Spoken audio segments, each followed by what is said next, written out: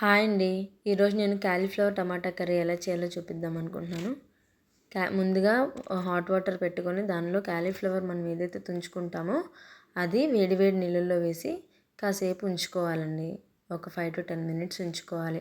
అప్పుడు దానిలో ఏదైతే క్యాలీఫ్లవర్లో ఉన్న చిన్న చిన్న పురుగులు ఏవైనా ఉంటే అవి బయటకు వచ్చేస్తాయి. అందుకోసమే క్యాలీఫ్లవర్ ఇలా చేయాలి. చాలామంది ఉడకబెట్టుకుంటారు, కాకపోతే నేను ఉడకబెట్టకుండానే చేస్తానండి.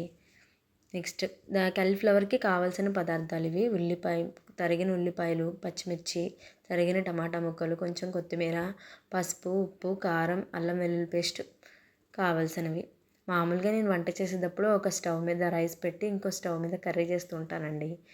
దానికోసమే ఇలా. నెక్స్ట్ బాండి పెట్టుకొని కొంచెం ఆయిల్ వేసుకోవాలి.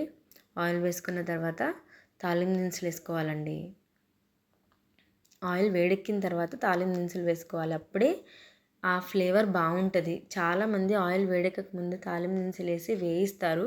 అలా కాకుండా ఆయిల్ బాయిల్ అయిన తర్వాత వేసిన తాలింపు దినుసుల ఫ్లేవర్కి ఆయిల్లో వేసిన తాలింపు దినుసుల ఫ్లేవర్స్కి డిఫరెన్స్ ఉంటుందండి. తాలింపు దినుసులు వేసిన తర్వాత కొంచెం అంతా కరివేపాకు వేసి ఉల్లిపాయ, పచ్చిమిర్చి వేయాలి. వేయించుకున్న తర్వాత ఉల్లిపాయ, పచ్చిమిర్చి కూడా బాగా బ్రౌన్ కలర్ వచ్చేంత వరకు ఆనియన్ ఫ్రై చేసుకోవాలండి. బాగా బ్రౌన్ అంటే బాగా బ్రౌన్ అవసరం లేదు, కొంచెం మెత్తబడి లైట్ బ్రౌన్ వచ్చేంత వరకు వేయించుకుంటే సరిపోతుందన్నమాట ఈ కర్రీకి. కాలీఫ్లవర్ టమాటా అనగానే కొంచెం గుజ్జుకూర కాబట్టి ఆనియన్ అనేది కొంచెం ఎక్కువ పడుతుంది.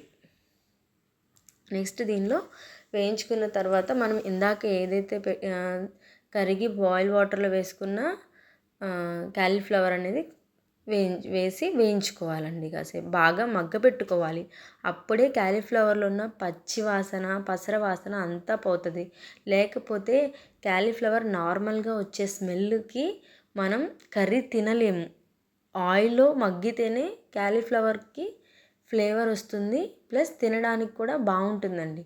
అందుకని కంపల్సరీగా ఉప్పు, పసుపు వేసి ఆయిల్లో మగ్గబెట్టుకోవాలంటే కొంచెం ఉప్పు, పసుపు వేసిన తర్వాత ఆయిల్లో బాగా మగ్గితే బాగుంటుంది కర్రీ కూడా.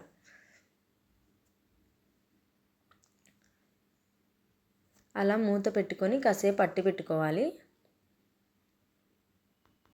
అలా ఆయిల్లో మగ్గిన తర్వాత ఆల్రెడీ తరిగి పెట్టుకున్న టమాటో ముక్కలు వేయాలండి.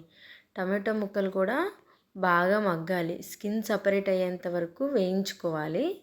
అప్పుడే టేస్ట్ బాగుంటుంది.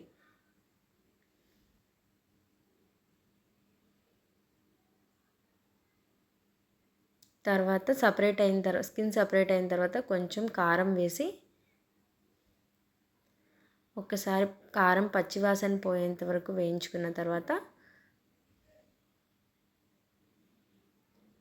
వాటర్ పోసుకోవాలండి. ఎక్కువ వాటర్ పోసుకోవాల్సిన అవసరం లేదు, గుజ్జుకూర కాబట్టి జస్ట్ ఒక చిన్న గ్లాస్ వాటర్ పోసుకొని వాటర్ ఇగర్నిచ్చేంత వరకు వెయిట్ చేయాలి, అంతే. ఈలోపు పక్కన రైస్ కూడా ఉడికిపోయింది. వాటర్ ఎగిరిపోయిన తర్వాత ఒకసారి మూత తీసుకొని చూసుకొని కలుపుకోవాలి.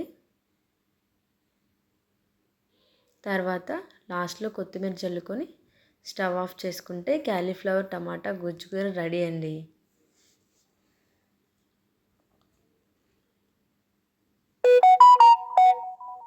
మా సైడ్ అయితే కాలీఫ్లవర్ టమాటా గుజ్జుకూర ఇలాగే చేస్తారు. మీరు ఎలా చేస్తారో కమెంట్ చేయండి. ప్లీజ్ సబ్స్క్రైబ్ చేయండి ఫ్రెండ్స్.